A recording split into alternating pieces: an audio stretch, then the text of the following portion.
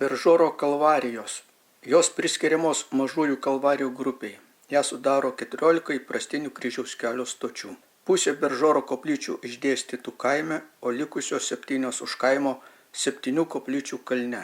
Gavo Žemaičių vyskupo Antano Tiškevičiaus pritarimą, taip pat Platelių parapijos klebono Juozapo Vaitkevičiaus rūpesčiu 1759 metais Beržore pradėtas kurti pranciškoniškojo tipo 14 stočių Kristaus kančios kryžiaus kelias.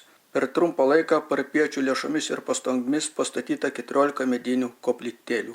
Po 1863 m. sukilimo carinė valdžia suvaržė kalvarijų lankymą, uždraudė melstis prie koplyčių. Po 905 metų kryžiaus kelio stočių koplyčios buvo suremontuotos, gautas leidimas rengti atlaidus. 1962–4 metais Beržoro kalvarijos koplyčios komunistų valdžios potvarkiu buvo nugriautos. Jos buvo atstatytos atkūrus nepriklausomybę 20 amžiaus paskutinėme dešimtmetyje.